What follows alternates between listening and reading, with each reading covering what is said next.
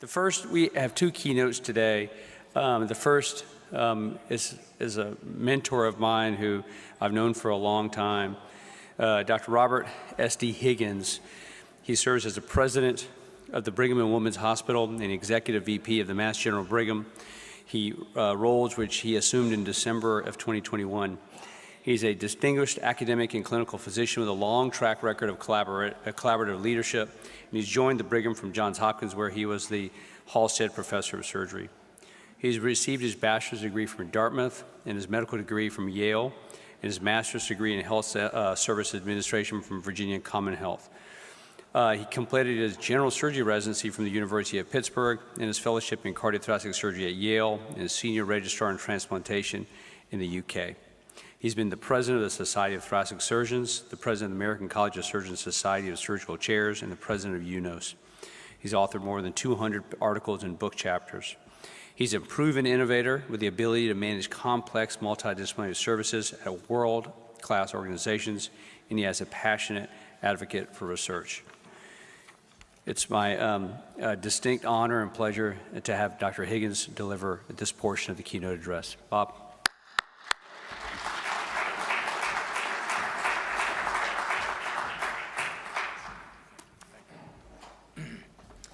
Thanks, Vino. I'm really honored to be here. It's an interesting perspective. I think I'm a little bit out of my league as a macro surgeon who's now a suit in an administrative role at a big academic medical center. Maybe not what you want to hear from when you're thinking about innovation in cardiovascular medicine. However, I think my perspective has been honed over the past 35 years as a heart and lung transplant surgeon who did also valve and coronary work in a number of different places, and I was very fortunate to be mentored and have extraordinary colleagues who help support the career.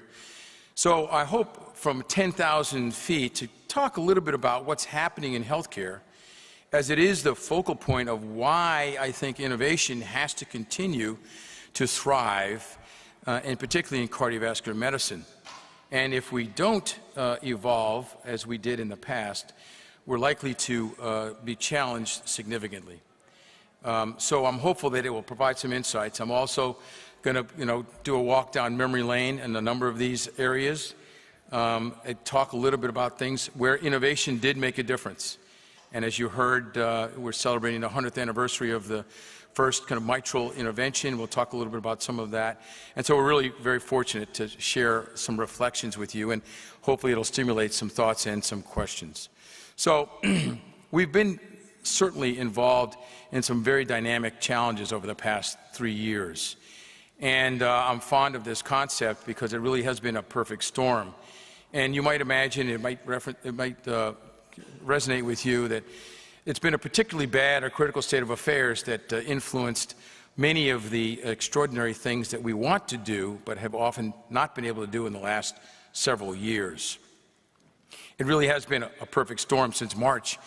And I'm fond of this book coming from New England that characterizes the experience of commercial sailors who went out into the North Atlantic Sea and were challenged by 3 extraordinary forces that ultimately took their lives and prevented them from pursuing their livelihood. And ultimately, this relates, of course, to the pandemic, but also the economic challenges that it is provoking even now after the acute phase has been dealt with. It's had significant economic impact, and as a secondary aspect of this, some of the socio-political things that have evolved, which all of you are well aware of, and created a very difficult set of circumstances, and I think ultimately has challenged healthcare to figure out what its future is. So these are just some of the challenges that I face on a regular basis, and many of you are part of these kinds of administrative roles, but also in your practice or in your community. They really create an extraordinary set of challenges for us as leaders. Whether it's creating a culture of safety or managing our increasing costs, improving health care has always been the center and the focus of what we're trying to do on a daily basis. But we really have to make sure that our workforce, and including the people in this audience, the surgeons, the nurses, the practitioners, the perfusionists, the PAs, the nurse practitioners all feel like they are a priority in this context. We need to really be able to attract the best and the brightest folks to help support innovation and technology as it relates to cardiovascular medicine. And then the ever-changing healthcare landscape in terms of finances. It really is an extraordinary time because there really is not enough funding in the healthcare system to allow us to do all the extraordinary things that we hope to do. So there is a financial crisis in healthcare. If you didn't understand that, it's pretty clear. Again, this is from 10,000 feet, and I hope I don't bore you, but this crisis has really created extraordinary pressure in terms of cost of providing care as well as the revenue associated with it. So we're facing some of the worst inflation in decades, and there is a significant impact on our workforce in terms of power outages and shortages of those who really are critical to provide the care. And we see that, of course, the health expenditures in the United States continue to escalate as a result of some of these pressures by comparing us to other international environments where healthcare is better controlled. These staff shortages are choking the U.S. system, and staff shortages, without belaboring the point, really are important, not only for practitioners, but also for the workforce that takes care of our patients and does the healing. So it really is a challenge. It has been declared by some as a national emergency. I didn't realize that this was such a significant issue. And as I've been in the administrative leadership role now for a year and a half here in Boston, recognizing that there's a shortage of close to 1 million or more nurses leaving the workforce each year. That is remarkable if you think about where is the work going to get done, who's going to take care of our patients after we do that mitral valve repair or that fantastic transplant. That's where the healing is going to happen, and so we really are challenged. We're also challenged by the lack of healthcare professionals like lab workers and paramedics and other people who are in short supply as well. So it's really a challenge. Now, again, the budget pressures, the gathering storm that we've talked about, from a federal financing standpoint, it really has put pressure on us, whether it be the deficits, and thank God we funded the healthcare system for another year or two. But the fault really is with all of us, both physicians, practitioners, government, insurers. There is blame to be spread around to everyone. We all have a responsibility from an American healthcare system. I don't know so much with the European systems, but certainly opportunities for us to continue to improve. And I think industry and biotech is also recognizing these are challenges that we have to address. Following record activity in 2020 to 2021, the biotech market has slowly kind of tried to figure out where it's going to go. And ultimately, these initial public offerings signal that industry is also concerned about what's happening in healthcare, and they've been reticent to kind of provide support. But I've been a guy who thinks about the world as the cup is half full, it's not half empty. And I hope to provide you with some optimism for our future as we think about moving forward. And I love this quote from Winston Churchill, that if we were pessimists, we'd see the difficulty in every opportunity. But I'm hopeful, as optimists, that we'll see opportunities in every difficulty and model behaviors that will ultimately give us the resources and the power to work through these challenges. So I think there is a silver lining behind every cloud. So as we said, the economic pressures are significant in terms of inflation and COVID and the impact it had upon us. But in fact, as leaders, we have an opportunity, and I would say an accountable leader has a responsibility to respond to these challenges. And through innovation, we can provide extraordinary resources. And this is work from McKinsey that has been consulting with us in terms of how do we manage a 80,000 person health system with a $16 billion revenue stream and extraordinary hospital responsibilities. And so they're providing us with opportunities to do things to promote revenue, but also control our expenditures. And that includes delivering care that's being transformative. And so you learn a lot about the Brigham and Mass General, and you hear about all these extraordinary healthcare pressures, we're working side by side to try to address many of them. And ultimately, if we can improve the care that we provide by shifting some of the care to less expensive environments, we will gain revenue and control expenses. Likewise, we're limiting our administration, enhancing clinical productivity, and many of you are under that pressure to do more with less. But in fact, that may be a solution that helps keep you whole financially, but also allows us to continue to maintain our clinical productivity. But I think technology and enablement will ultimately be the solution. And so that's where I think the innovation will lead us to a better future. Now, if we take the example of the vaccine innovation, as many of you know, the Boston ecosystem was very important in that process. These vaccines were developed through medical research and clinical trials.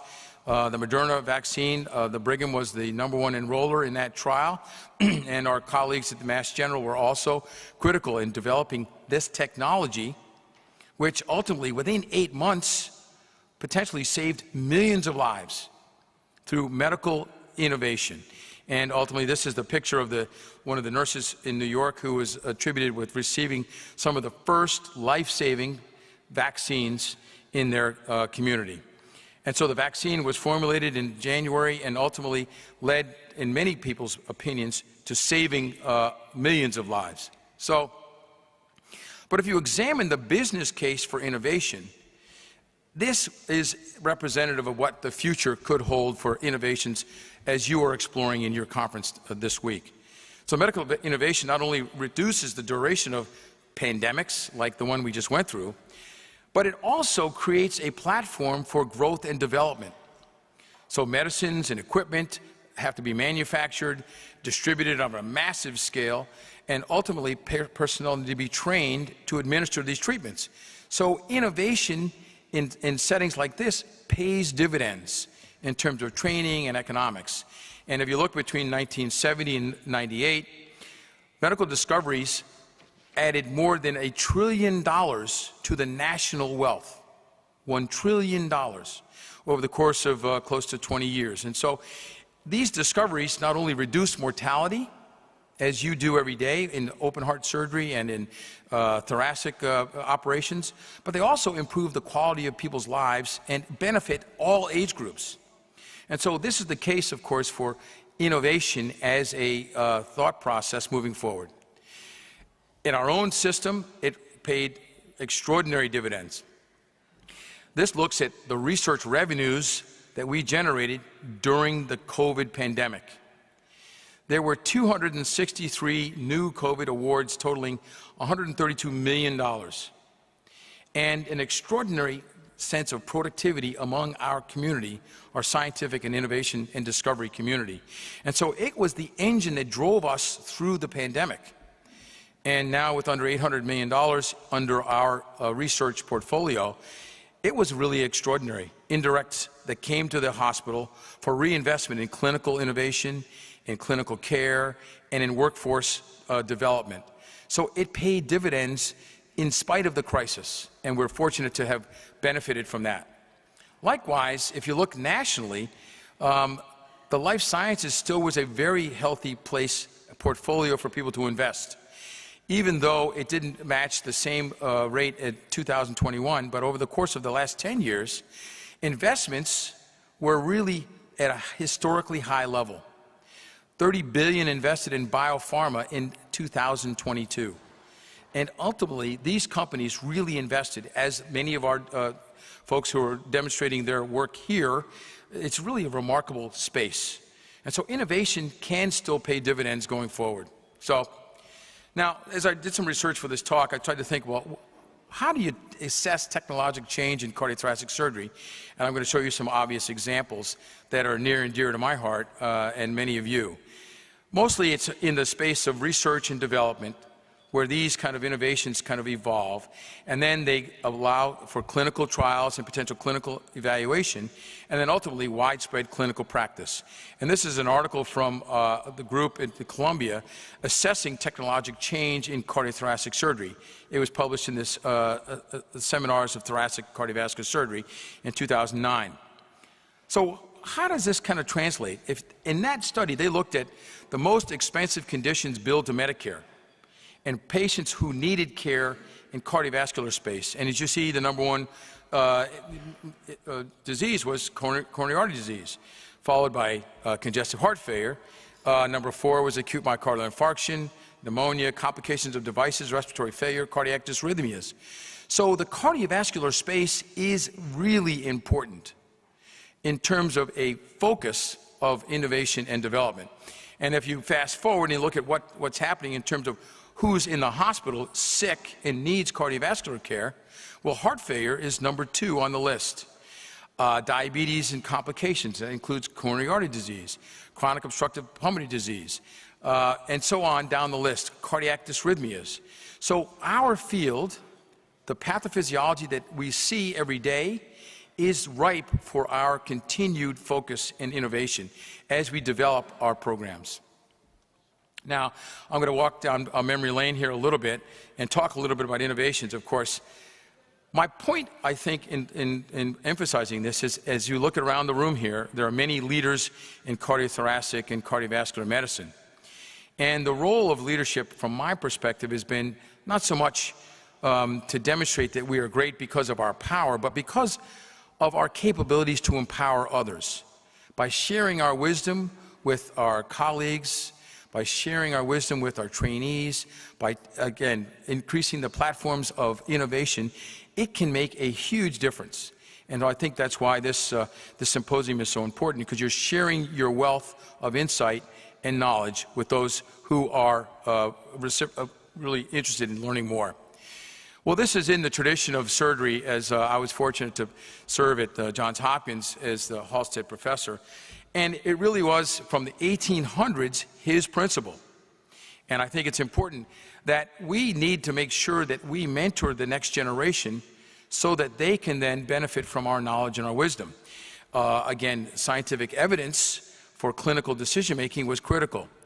And I think that still rings true today, that surgical training and clinical care are strongly influenced by evidence-based research. So this is a connection, certainly in an academic setting, of research, discovery, and education. I'm hopeful to make some points in that regard. And I'll show you some examples. Again, I referenced the idea that this year we're celebrating the 100th anniversary of the treatment of mitral stenosis. And this is a picture from a report that Larry Cohn authored in the Annals of Thoracic Surgery in '93. And it chronicled the experience of Elliot Cutler in 1923, if you can imagine. And in conjunction with his cardiology colleagues, they performed what we believe is the first transventricular mitral commissurotomy using a tenotomy knife on a 12-year-old girl who was dying from rheumatic heart disease. And I think probably Tor Sunt maybe referenced this case in one of the other talks, probably do a more thorough job than I would. But here's a case report that shows that innovation was saving lives and ultimately was a huge opportunity.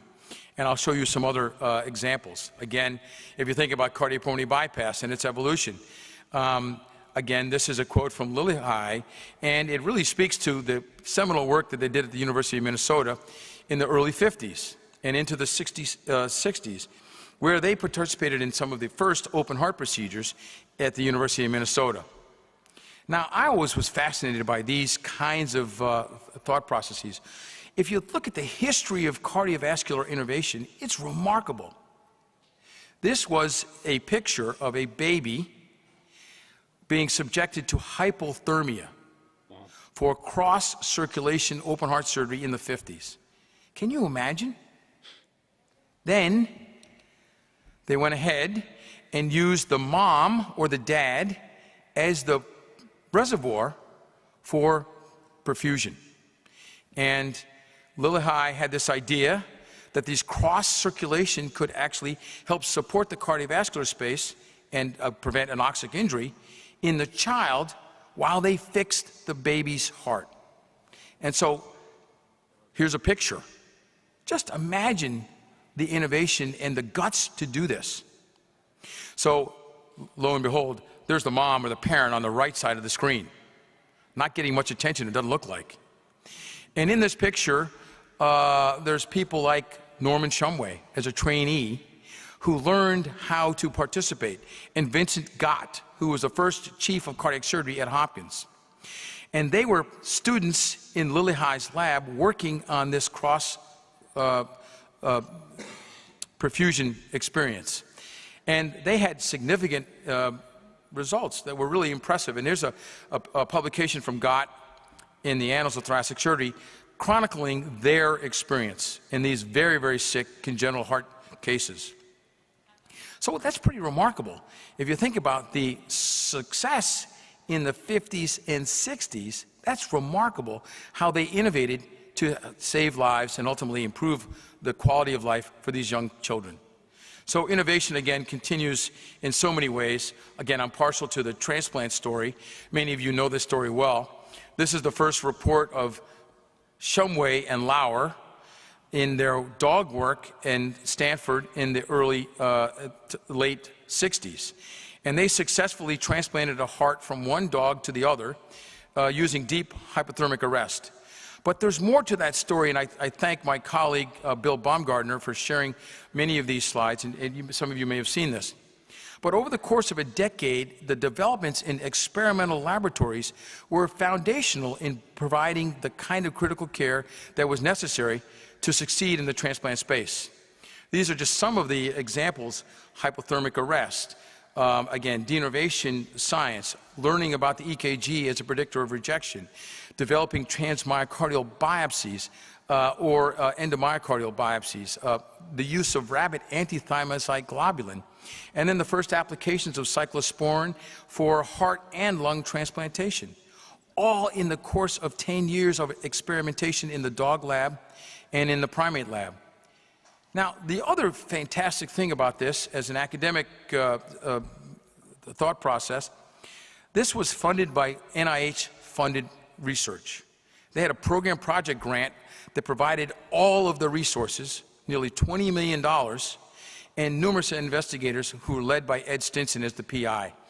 It was really remarkable that they built the research and then used that as a foundation for clinical growth and development. And now we understand that transplantation is among one of the most extraordinary modern miracles. Most patients surviving, certainly the first year, with greater than 80% survival, no matter what the complexity of their disease or their illness. And so the survival after this preliminary work was really extraordinary. The same could be said for the evolution of the robotic-assisted cardiac surgery. There are many of you more familiar with this data than I am and these successes.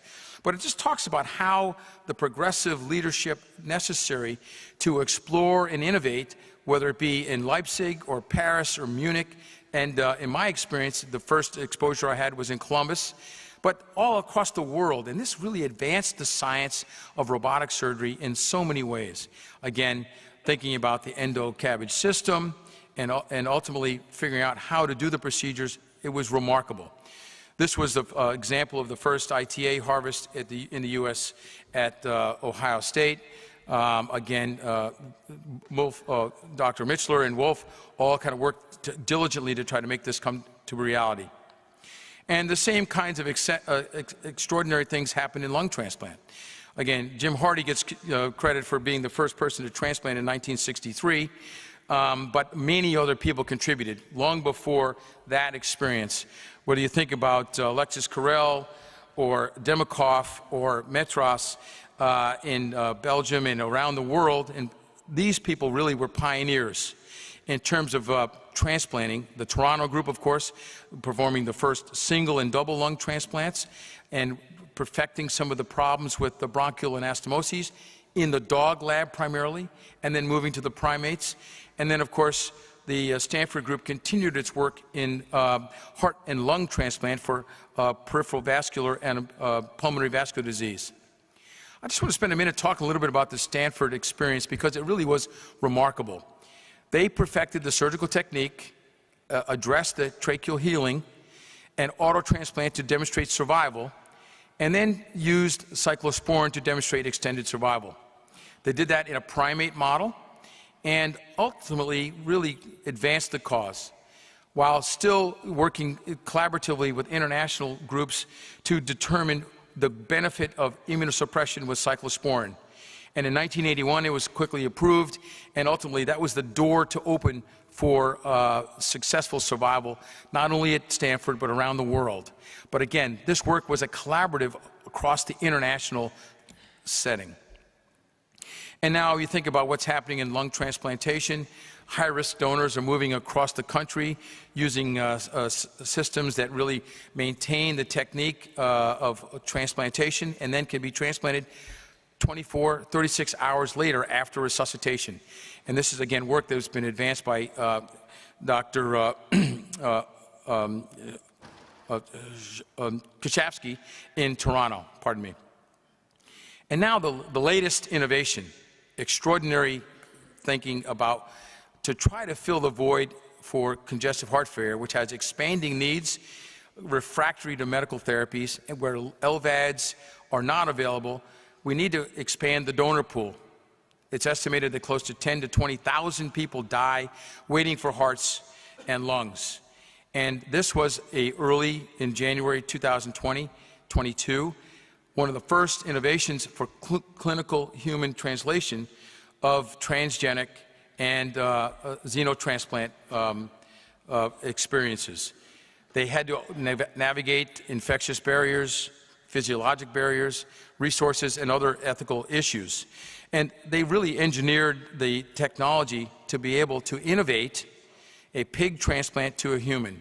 Now, it didn't get long-term success, and they're working through the kinks and the challenges there, but it's ultimately extraordinary in terms of going forward.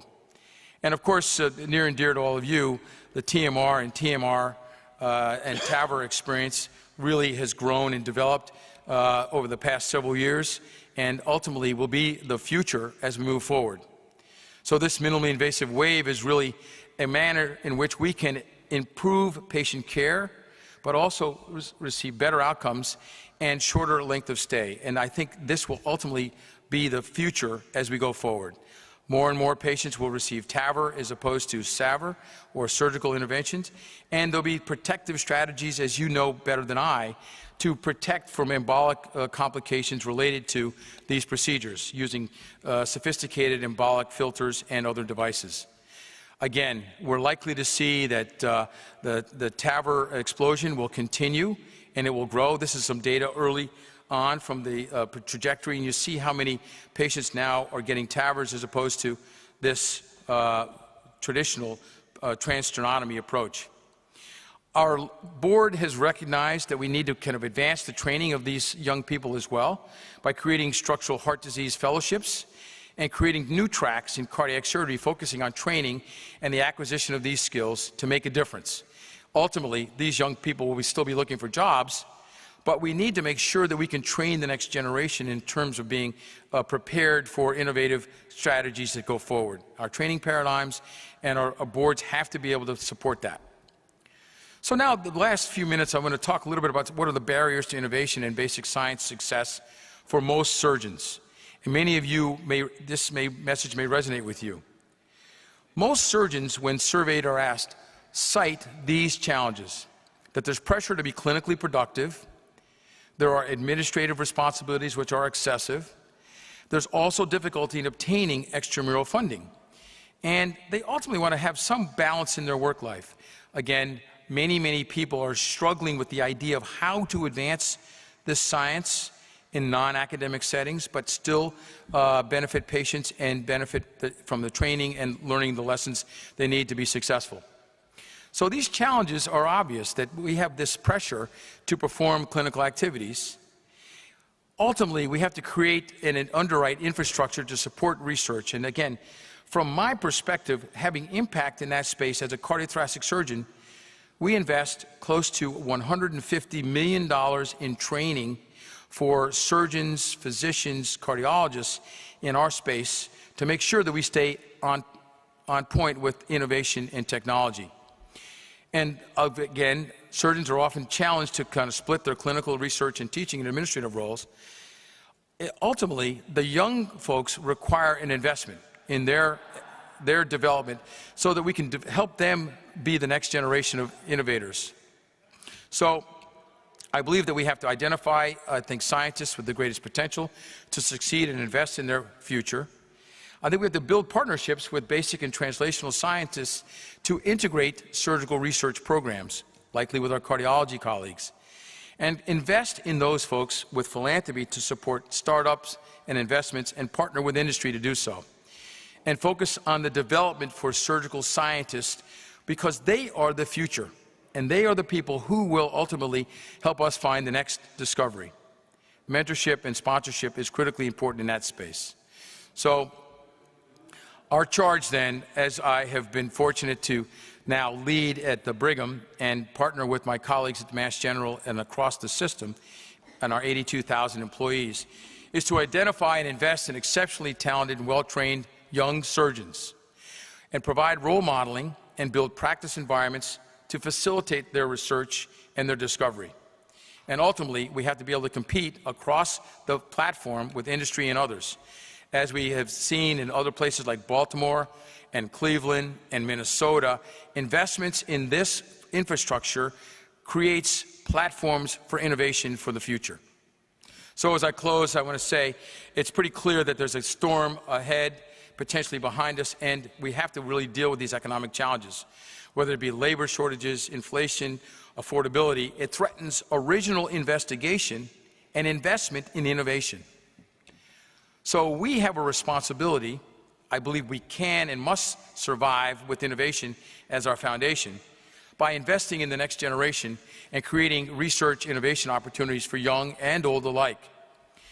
I think some of these things will be nested in patient care delivery transformations, improvements in clinical productivity, enablement of technology, and greater opportunities for investment.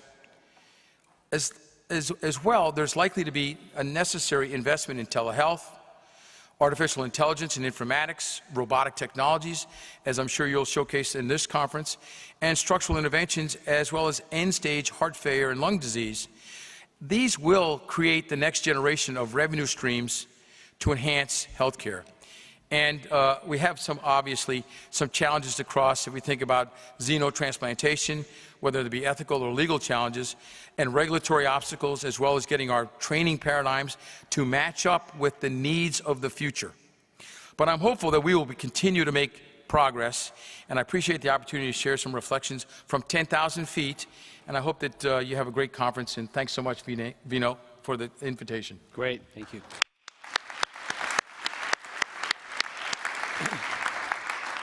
Bob, we have a couple of minutes for questions if you have time to do that. Yeah. And please come to the microphone if you have any questions for Dr. Higgins. Maybe I'll start off with a question. Right now, I want to understand maybe where your thoughts are at your level and an executive. I'll give you a true example where there's a new transcatheter tricuspid valve replacement through a femoral vein procedure that we do. And we've done 40 of them, a lot. We're losing $10,000 per patient from a hospital reimbursement point of view. So we do the procedure, they go home, and my CFO comes to my office about a month ago and says, I just want you to know you've done almost most in the world, and every case you do, we lose $10,000 on. So technically, we just lost $400,000 on your procedure. And now it may become clinically available. How am I going to continue to let you do 40 or 50 of these a year and knowing that you're going to lose $500,000 every time we do this every year? How do we deal with that from an innovation point of view, a potential benefit to patients' point of view, and merge that with an administrative point of view? Do we allow hospitals to do that? Do we work on that? Do we need to go to CMS and say, you're really underpaying us for this innovation? Is there a pathway in your mind to do this? Because obviously every procedure can't lose $500,000 or over a year. Then you wouldn't be able to do anything.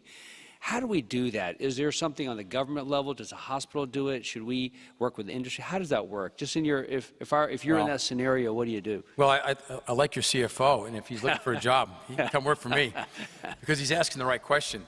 I think if you look about what happened with TAVR, I guess, there was a concerted effort. I think Joe Bavaria is in the audience. He probably understands the negotiation we went with the federal government about getting an appropriate reimbursement for those procedures, knowing that they're new technology. In the developmental phase, I do think that institutions have to invest, as I pointed to. So we have an innovation fund, and I think my colleagues at MGH have similar, where they invest in programs that have potential. And it may be a cost neutral, it may not be, but that's a way for us to create a primary focus and a presence in the marketplace to be a leader in that space. I think it's a challenge. I think the technology probably has to become less expensive. And again, if they want to get traction in the market, I guess I would defer to others. I don't know what happened to the price of TAVR over the course of the past several years. Has it gone up or gone down? Yeah, I'll tell you the numbers. Okay, so based upon the market pressures, if they want to get enough bandwidth to expand, it has to be, I think, price sensitive. So industry has a conundrum, and I'll tell you why. And I know some pretty reasonable numbers. In the state of Georgia, if you have a TAVR procedure, your reimbursement is somewhere around $45,000 to $55,000. But the price of the valve is $32,000. In California, the reimbursement for that same procedure is $100,000. Same price of $32,500. So in California, if you give me a TAVR, I just made $100,000. In Georgia and in Oklahoma, you're negative 10 to 15,000, five to 10,000 per patient. So we're stuck a little bit where innovation is continuing in some pockets of the country, but not in others. Yeah. At Cedars, they want more TAVRs. In Georgia, they want less TAVRs. Yeah. So that's the problem. And so you have to have a very strong government and regulatory group that's working with you in the state to negotiate better pricing. Yeah, but the price hasn't gone down, FYI. Yeah, so I think that's the challenge, and I think that again, states like California have been pretty proactive, I guess, and they've been able to negotiate better rates that then fully gives them cost recovery. The reality is that if you look at cardiovascular procedural volume and revenue, I think it's the #1 revenue generating kind of book of business in most hospitals. Yeah, that's right. And so some of those resources that are generated for CABGs, valves, other procedures might have to be shared among the programs that would benefit across the whole spectrum. Yep. That's one approach, I think. We think about that. But cardiovascular is the #1 reimbursed set of procedures. And it's a huge market advantage for us to be very busy and very strong in all of those spaces. Yeah, you had that in Maryland in some ways when you were there. Right. Yeah, questions in the back microphone. Just identify yourself. It's Ghulam Abbas from West Virginia, and I had the privilege to be the resident. Dr. Higgins was my program director when I was a fellow at Rush. So you've always been an inspiration for us. There are two quick questions. One is actually a comment and a question that when you plant an apple seed, you will get an apple tree. You don't expect an orange tree. The medicine celebrate the heroes who do more fancy procedures. So do you think it's a role for a payer like Medicaid to come and see disease-specific teams have to decide about the treatment? Like if a patient with lung nodule knocks the interventional pulmonologist door, gets a biopsy, radiation oncologist will treat it with SBRT, surgeon will treat it with robotic segmentectomy, same patients. So is there a role or a valve, like a cardiologist will go for the transcatheter versus a cardiac surgery? Is there a role for Medicare or payer to mandate, see a disease-specific team has to review the case and in writing say this is the best treatment for the patient and to control the cost of healthcare? Well, that's a great question, Abbas, and good to see you. I think Joe Bavaria could comment. Again, when the original discussions were about TAVR reimbursement, they had to have a surgeon and a cardiologist evaluate the patient preoperatively and then participate in the procedure in order to get fully reimbursed. I think that's a great rule. I think it's a team sport. So it's intended upon us to try to build that relationship with our cardiology colleagues and those who are partners in this process. Again, I'm not in the middle of the space in terms of negotiating these things, but that would be a tactic that we would employ and continue. It's been successful for us in the TAVR space. I assume it applies for any structural heart disease activities, but maybe, is that true? Or Joe, is that true? Joe, you can comment on this as you're coming up. I think we need to have more instances where CMS is dealing with this problem. Yeah, I mean, the radical and revolutionary aspect of TAVR was not only at the level of the technology and the innovation, but also at the level of two other areas, which was at the professional society level, where for the first time you had multiple professional societies working together, coming out with really kind of revolutionary concepts and literally writing the law that was then passed by the Congress in the Federal Register through CMS. So it was a pretty amazing thing. Right. It was the first time that the federal government tried to control the the rational dispersion of a new technology, not only from a safety standpoint, but from a cost standpoint as well, by not encouraging, but mandating the heart team. So I think the U.S. was kind of in a lead in that respect. The problem is CMS by law can only do this for so long, and then they have to kind of sunset the NCD. But we'll see what happens. We just had a big meeting Vino chaired last week in Washington D.C. So we'll see what happens regarding this. Great. We hope for the best as this innovation in technology kind of expands, that similar heart team approaches would be favored. The last question, Dr. Subramanian. Hi, Bob. Thank you very much. Hi, how are you? Continuing on the economic conundrum, which Vinod pointed out, interstate, since now I've become an executive director of the Pitt, Brigham and Mass and Brigham, we had an issue the same way in New York State. When we used to do minimally invasive coronary bypass surgery at Lenox Hill Hospital, we got paid $45,000, whereas if you get a conventional coronary bypass at Columbia Presbyterian Cornell, which is predominantly conventional, they got $95,000. So this is by insurance, not by Medicare, insurance. So we got to settle the interstate variation. We talk about variation practice, variation reimbursement, not by Medicare, by insurance company. So in fact, one of the insurance companies, Oxford, we were a part of the plan, initially set up a whole year price. That means you do a coronary bypass at a PTC, you'll get a set price, and you take care of all the costs down the year with an EKG, with visits and everything else.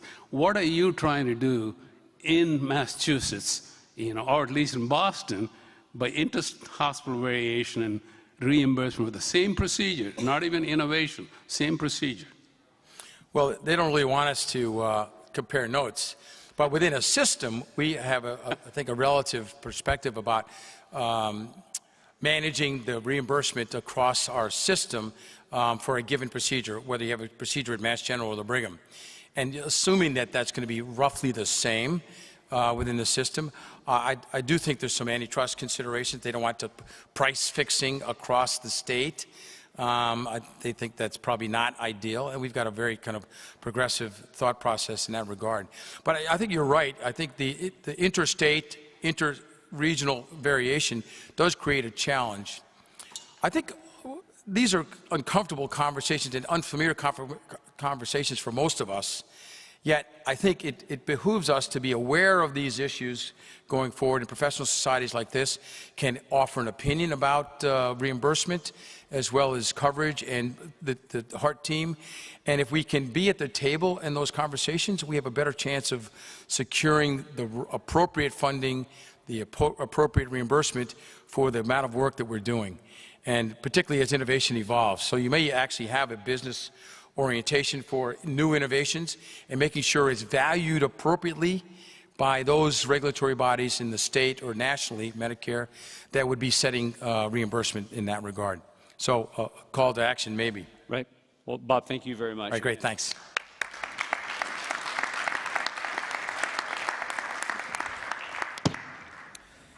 We have a second speaker that I thought kind of ties into what my lecture was about yesterday. Is Dr. Michael Mattis. He has had 3 careers. He's had a dedicated and very successful juvenile delinquency career. He'll talk to you about that.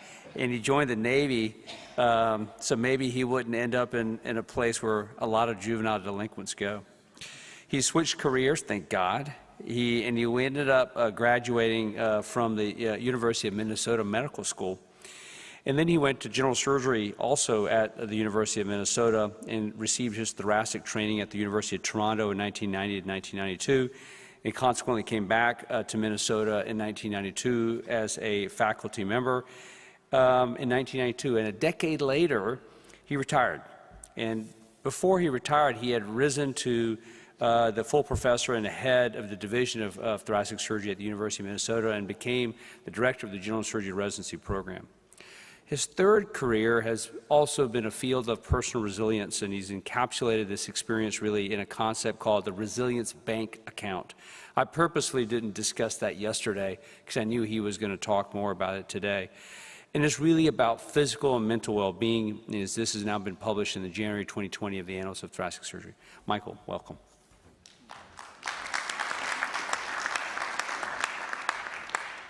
Thank you very much, Vino. Let's make sure this works. Here we are. Well, it's an honor to be here, genuinely, and it's a particular honor to follow in Bob Higgins' footsteps on the podium here. And it was great to see those photos of the University of Minnesota with the cross circulation, since I trained there, and I trained in the old hospital where all those things took place. And, you know, I have a lot of historical memories with John Nigerian and everything that transpired there. So I appreciate you sharing those slides with us. The clicker. Well, it's July 2011, and I'm sitting with my son Sam on the lawn of the United States Naval Academy in Annapolis on induction day. And it's hideously humid, as you can probably surmise from the photograph. But it's not just the humidity that has me sweating, it's my nervousness about my son Sam. He looks like a baby there. He's 17 years old, and he's about to enter a very difficult 4-year period of his life.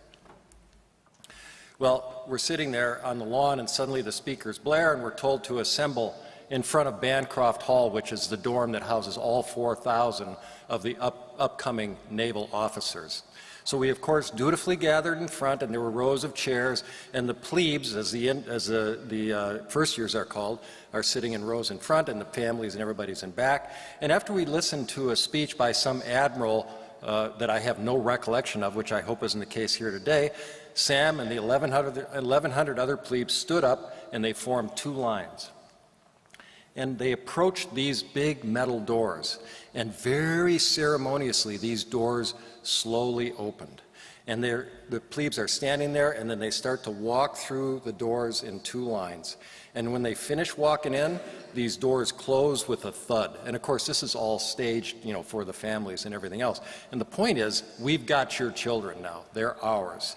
And the whole point of the Naval Academy is to turn all 1,100 of those young plebes into a uniform bunch of uniformed naval officers, right? Well, it's my contention that medical school, and especially residency, does the same thing.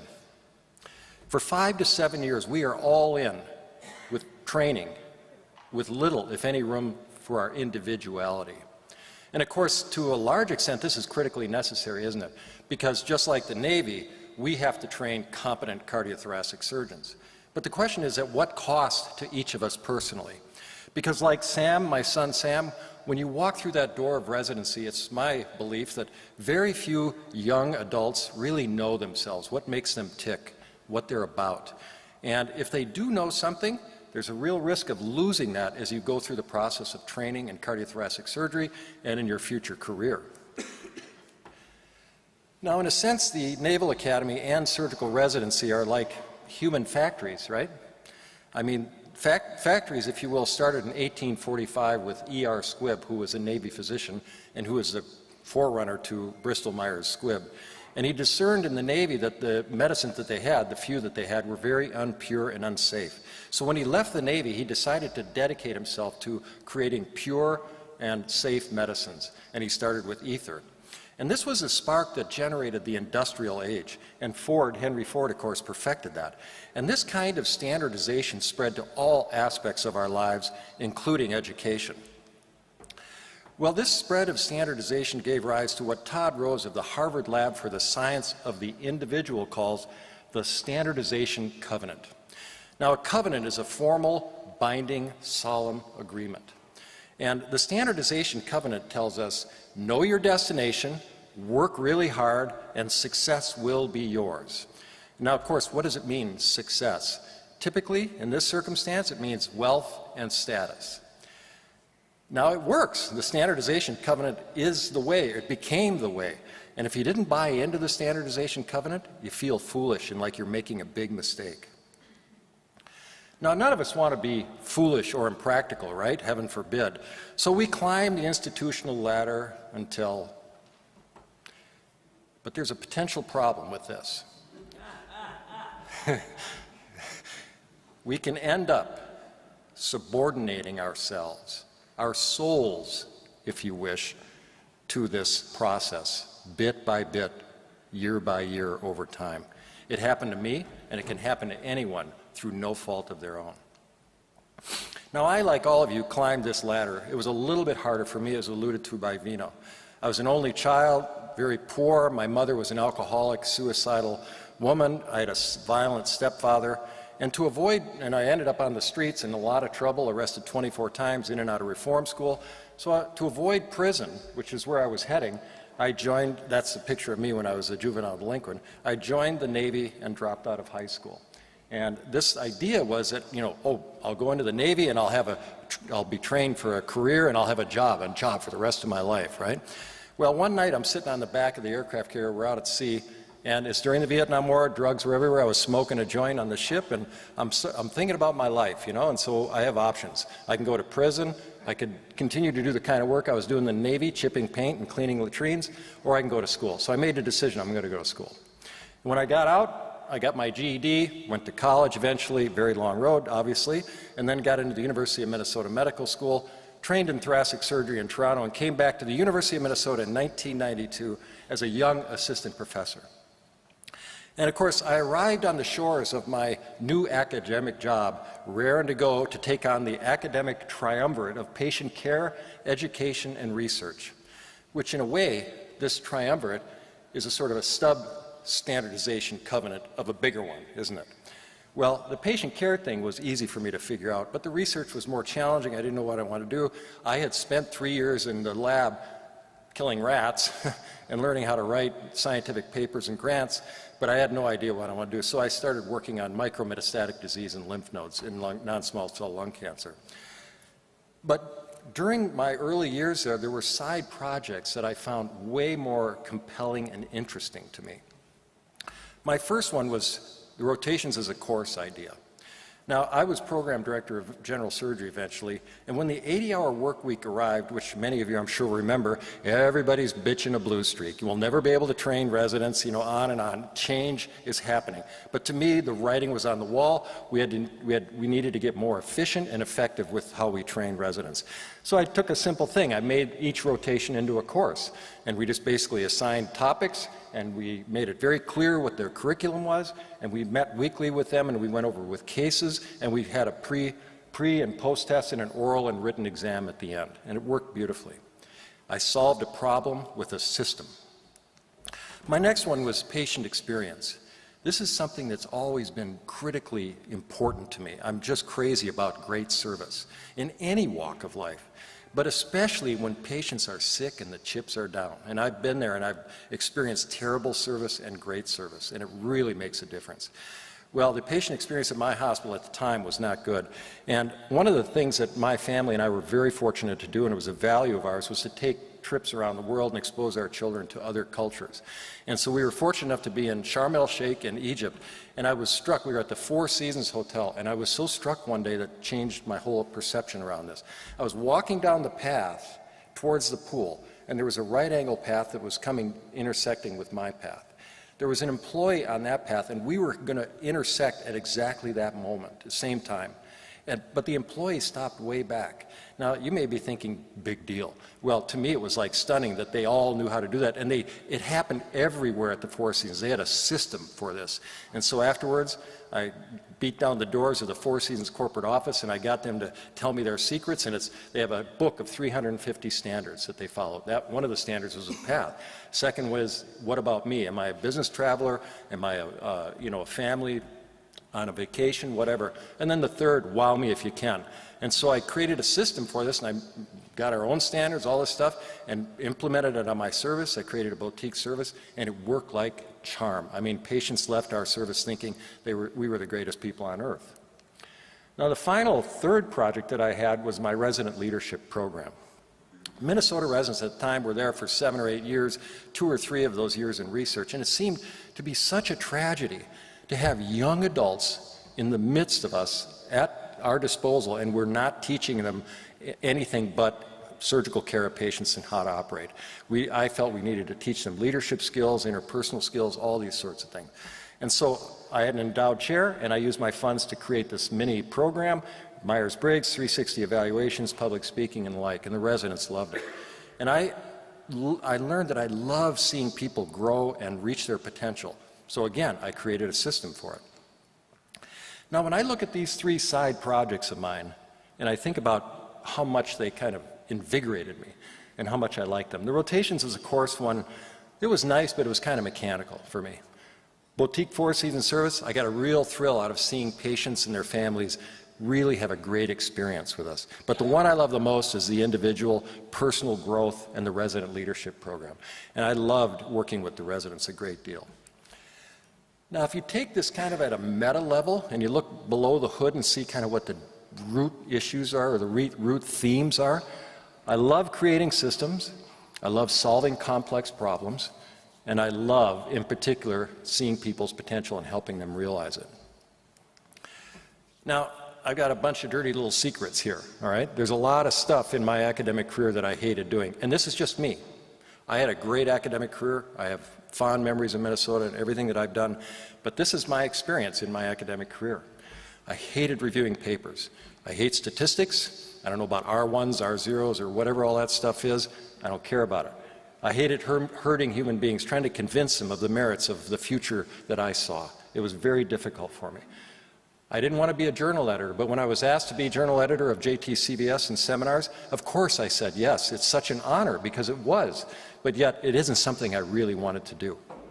And committee meetings, boy, that felt good in the beginning. I'm kind of important. They're valuing my opinion, but after a while that just became a time and energy sink most of the time. And research, you know, I did research. If I hadn't had residents doing it, I never would have really done it. I mean, it was great. I liked writing the papers and thinking about ideas, but the fundamental research that I was involved in, I just didn't care that much about. And the stuff I got sick of doing was operating. And I actually hate to even admit that. But once I had perfected an operation, the conduct of it, and I could just go in and almost do it blindfolded, I'd start thinking, you know, how many hundreds of these am I going to do the rest of my life? You know, it started to feel kind of toxically boring to me. And that gets at the important thing, that just because you're great at something, and I say this without hubris, I was good in the OR. I wasn't one of these surgeons that couldn't hack it. I was really good.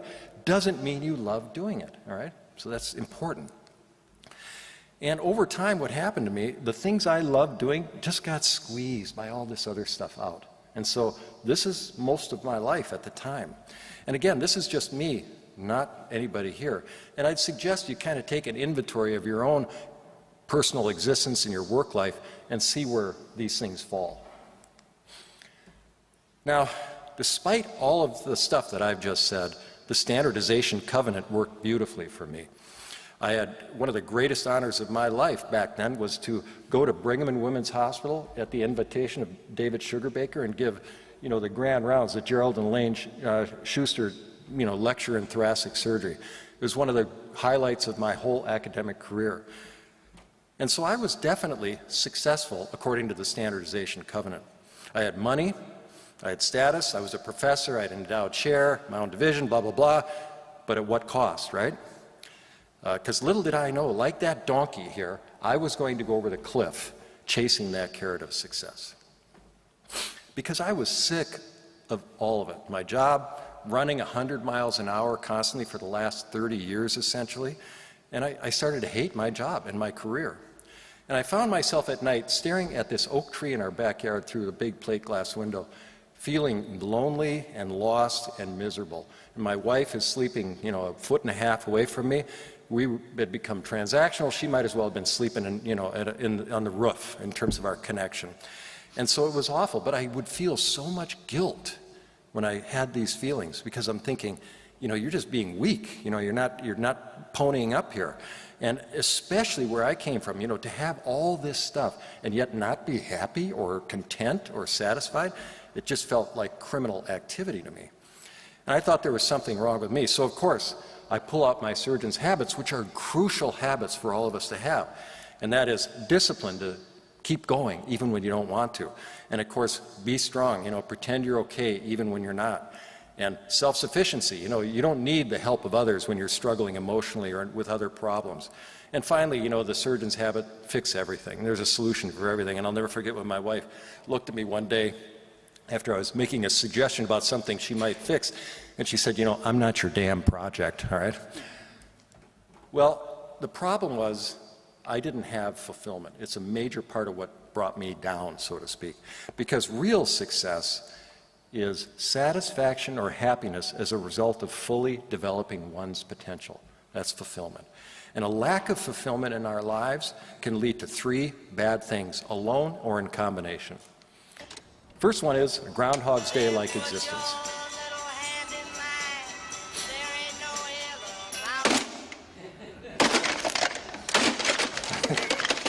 We can all identify with this, right? Next day.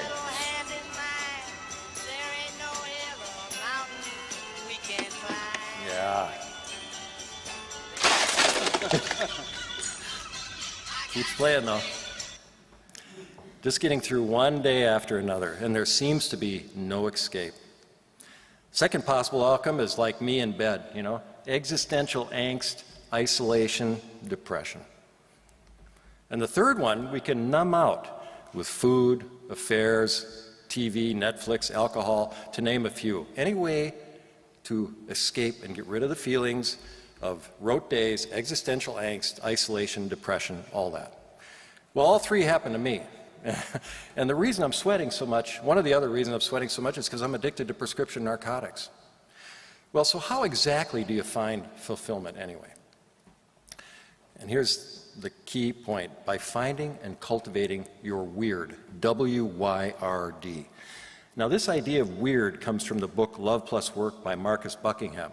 And he's very famous for Strength Finders and other things like that. He's all about engagement at work and maximizing people's potential.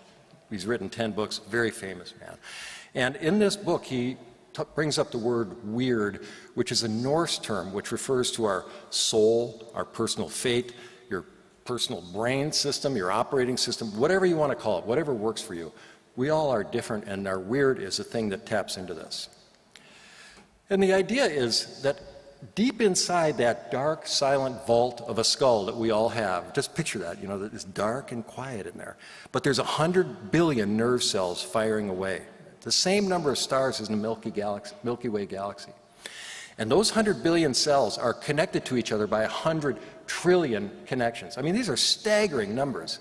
And if you imagine that number of connections, the potential number of different wiring configurations is infinite. All right? So what that tells us is that every one of you sitting in this audience has got a unique brain wiring configuration. And it means no one else in the world has your configuration. And what you remember, forget, what makes you laugh, what makes you cry, what delights you, all these things is a result of that. And it's unique to you, and it's a unique profile, and it's a pattern that you share with precisely no one else. And so the idea of being weird is great. I mean, we're all different, and we need to embrace that. It's a very cool thing. So how does one discover they're weird? Well, there are 3 techniques. Big 5 personality test, red thread questionnaire, which is in the book Love Plus Work, and then finding your micromotives, which are the most granular and specific, and that's what I'm going to focus on today. Now, the idea behind micromotives came from Todd Rose, who's the head of the Harvard Lab for the Science of the Individual. And I can't recommend this book, Dark Horse, enough in terms of getting a better understanding of this.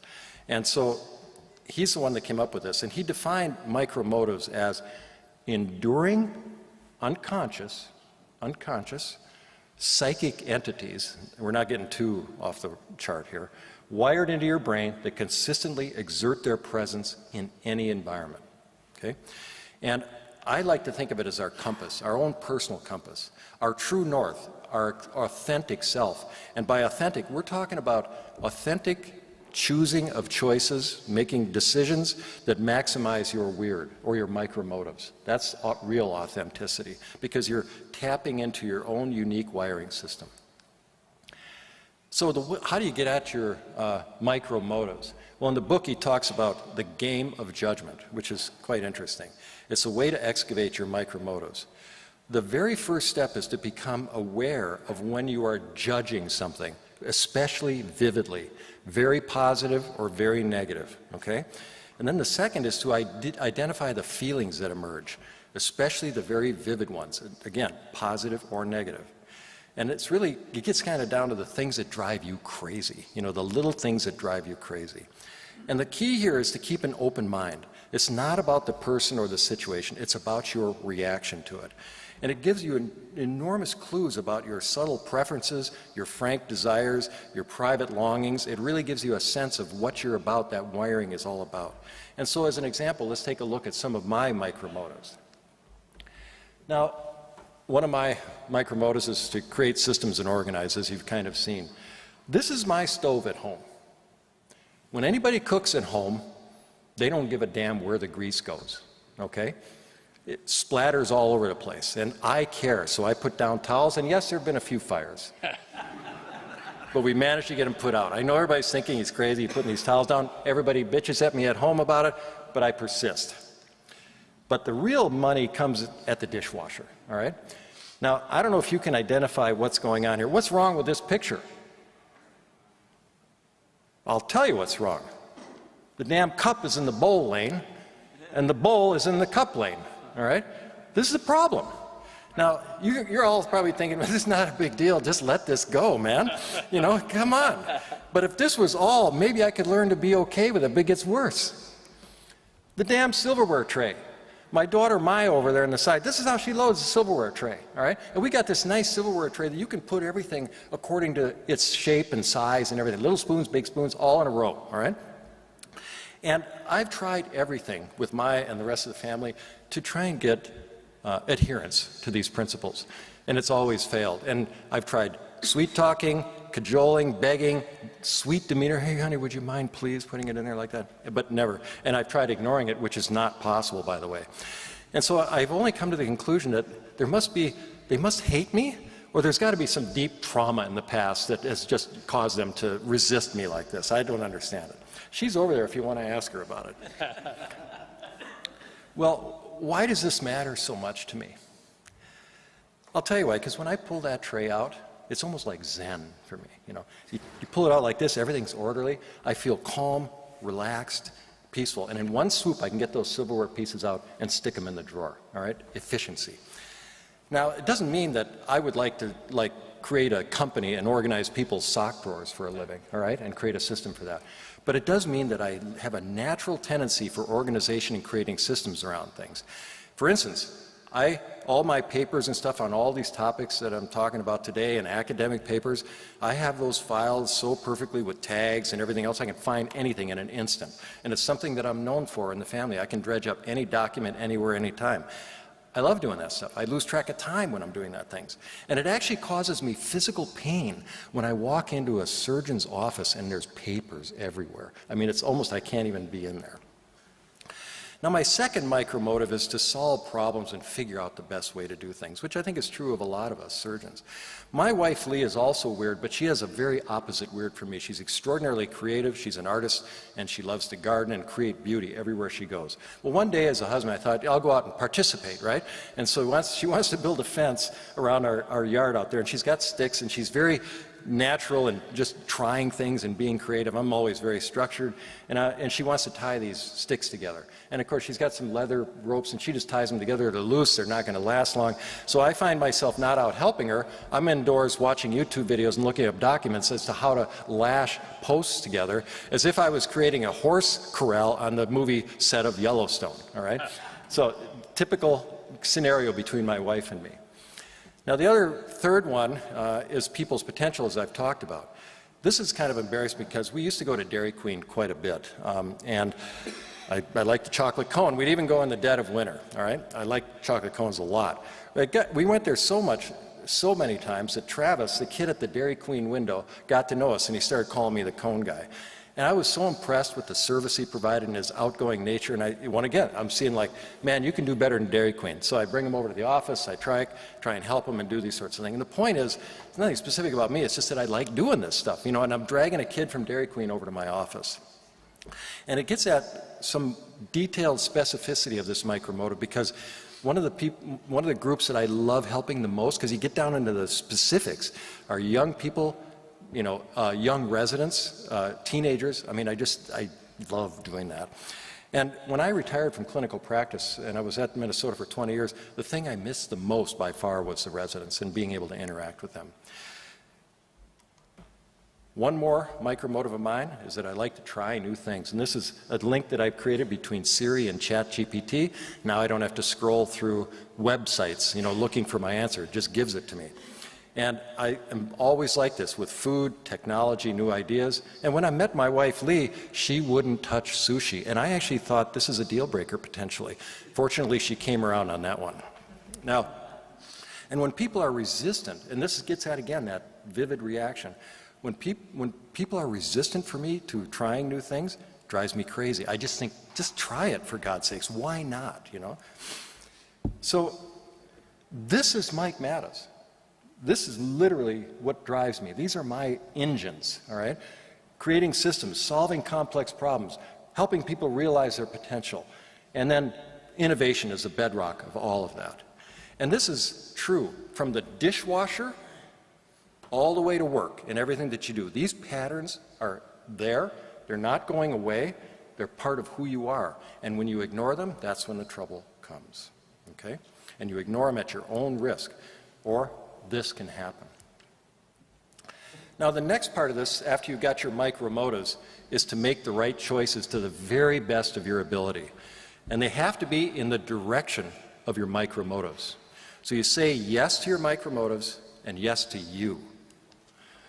And as an example, as I alluded to 11 years ago, I found myself in the place, Hazelden Treatment Center, a bit north of Minneapolis in Minnesota.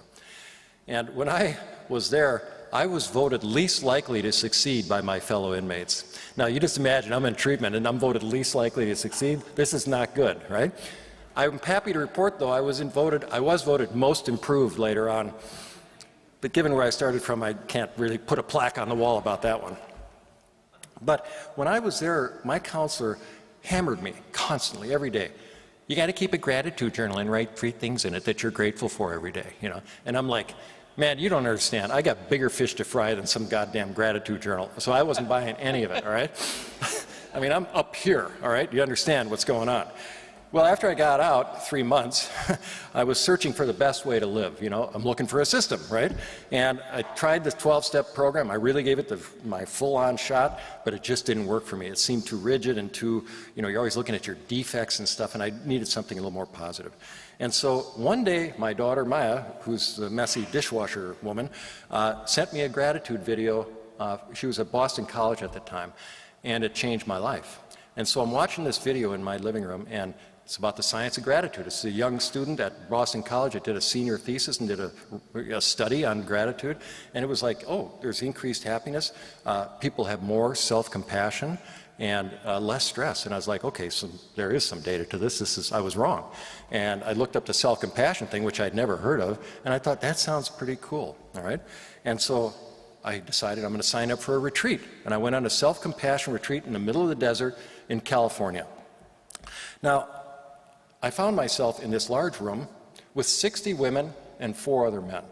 And we're all sitting on cushions and pillows and stuff, and we have little things that the instructor's talking about, and we talk about our feelings, right? Okay, I didn't even know what feelings do I have. I mean, it was like, what's going on? And then, you know, we're meditating and putting our hand on our heart and stuff. I can't even tell you how many times I almost just got up and left. I thought, this is way too far out in left field for me. But I stuck it out, and I'm so glad I did. And the point here is that I am following my micromotives by trying new things. I'm looking to create a system for mental health and that things that could help other people realize their potential and be better. And although the crucial point here is that this choice may have seemed crazy as hell at the time, and I can tell you that, you know, if I talked to my surgeon friends at the time, they would have thought, what are you doing, you know? And I had no long-term goal or intention. It just felt right, like it was something I was interested in. And I had to ignore this, what I call the standardization covenant devils that were in my head.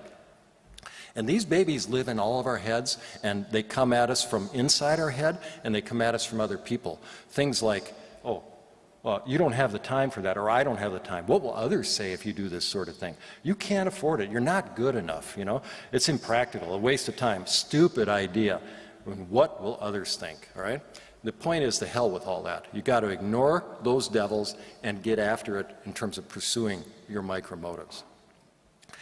And one point that I really want to emphasize here, it appears to be a binary choice between choosing the standardization covenant path or following, you know, your micromotives. But it's actually an artificial, like most binary choices, it's artificial.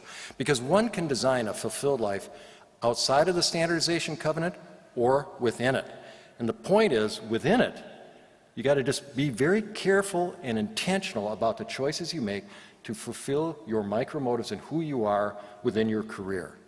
And you got to avoid all the shoulds. There's so much pressure to do certain things in our careers, and a lot of it some things we have to do, there's no question, but a lot of it you can really interrogate and say, do I really need to do this? Is this that important for me?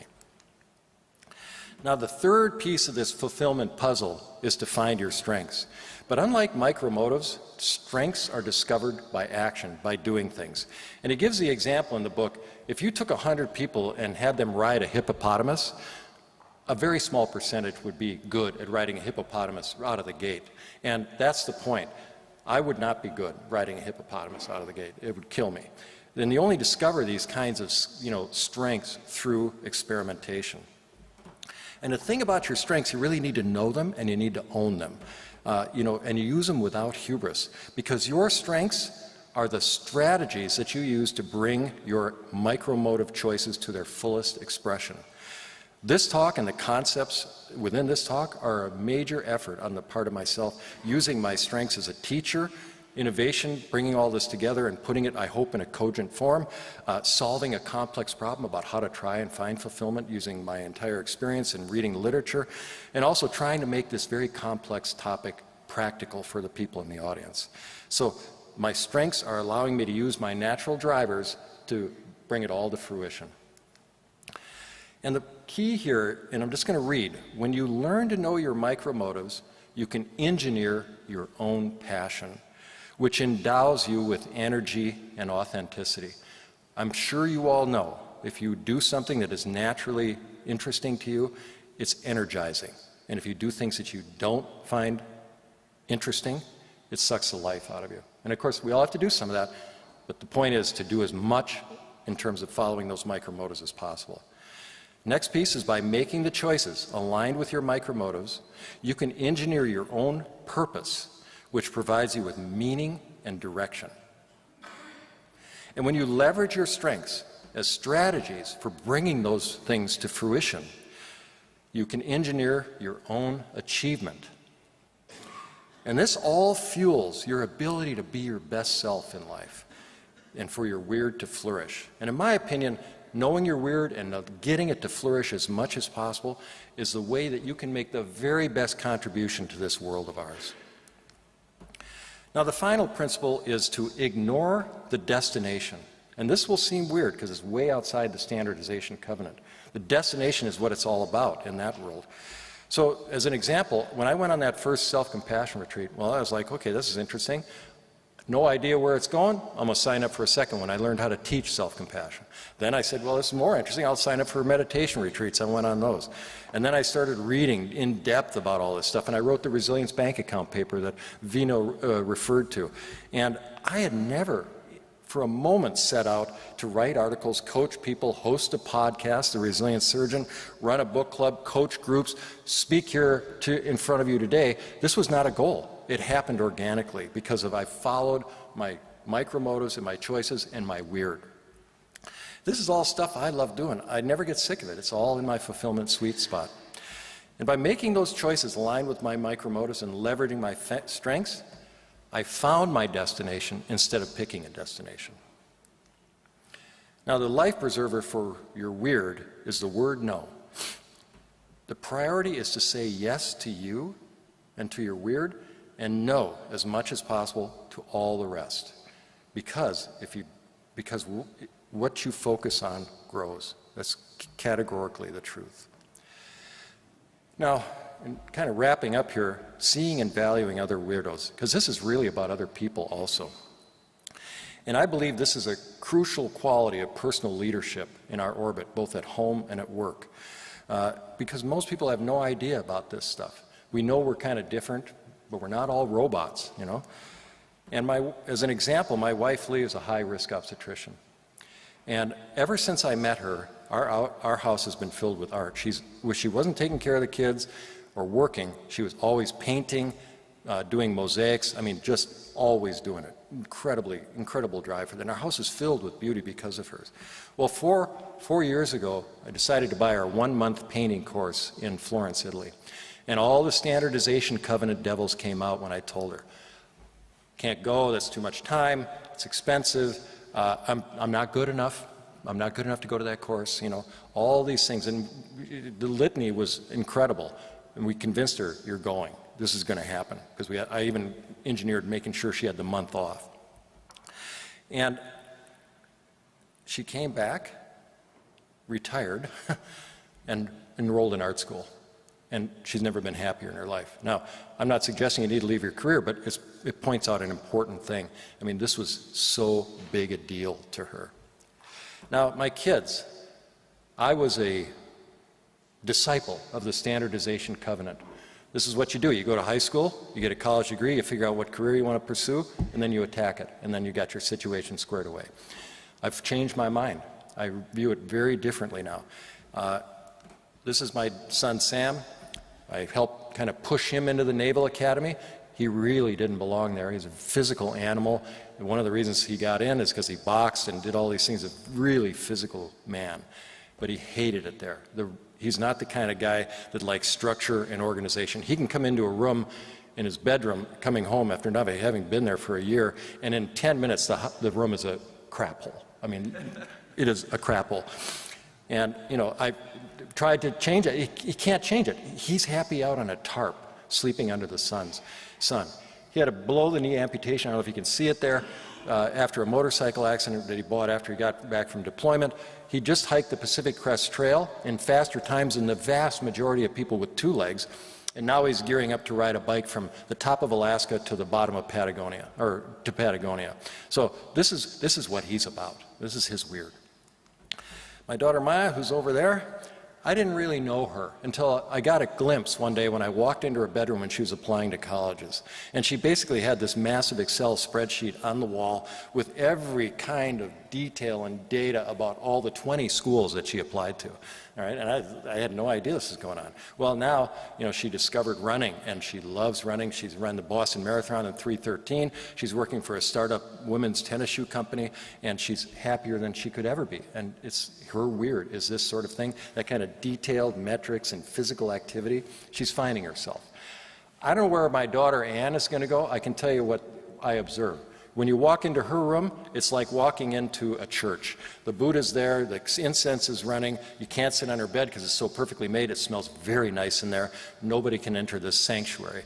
And when she travels, she needs a suitcase for all of her beauty products. All right. Now, nobody in my house uses a lot of beauty products, but Ann uses a lot. Even my wife, she didn't get this from any of us. It's just her natural driver. And my approach to my children now is to basically, I hope, create a love bubble. You know, I have 3 expectations. Pursue your weird, find it and pursue it and do everything you can to do that. I want excellence in whatever you do. That's important to me. And then finally, just take care of yourself. Take care of your body, your soul, your spirit, okay? Now, we're entering, pun intended, a weird time. The standardization covenant is fading. I don't know if you're aware of it, but you know, the age of personalization is coming into our lives, and you see it in the residents and everybody else. And the point is, we are not, like we think, interchangeable robots. We are individual, unique human beings with needs and desires and stuff that are very unique. And I encourage you to get curious about other people's weird, because it's one of the ways to really allow people to be seen and heard and connect with them. And actually, just as a side note, I want to just make a plea for everybody in this audience to think about the people that you work with in your division or your department. One of the common problems that I see everywhere in our specialty is that people are siloed as sort of individuals in a department, but not in an individual way like I'm talking about. It's like, okay, here's your office, here's your money for the research and so forth, but do they really get to know each other? I mean, I've visited so many places, and often the faculty don't even really know each other. You know, what makes them tick? What's unique about them? I believe that this is the next frontier for our leadership in our specialty to create a much more cohesive team and integrated, you know, people integrated together, fostering each other's weird and their ability to succeed. This is crucial stuff, and it's clear in the world of leadership that this is the way forward, all right? It's what works. Now, finding your weird, it's work, like anything that's useful and valuable. And it takes courage to not simply default to the standardization covenant process. Remember, real success is fulfillment, and if you don't, you can end up like me later in life, staring at that oak tree, dormant, stripped of energy and life, waiting for spring. As Nietzsche said, he who has a why to live for can bear with almost any how, because pursuing fulfillment, again, is energy giving. And your micromotives are like the first leaves on a tree. The first few capture some sunshine, which fuels your ability to continue to grow. And as you make more choices based on your micromotives, your strengths start to emerge like branches and trunks of a tree. And as you make more choices based on your micromotives, your fulfillment tree gets bigger and bigger. And by God, you really start to know in your bones that you're doing what you should be doing. And when you get to my age and the pearly gates are right around the corner, you can say, I did it my way. And that feels damn fulfilling. Thank you very much.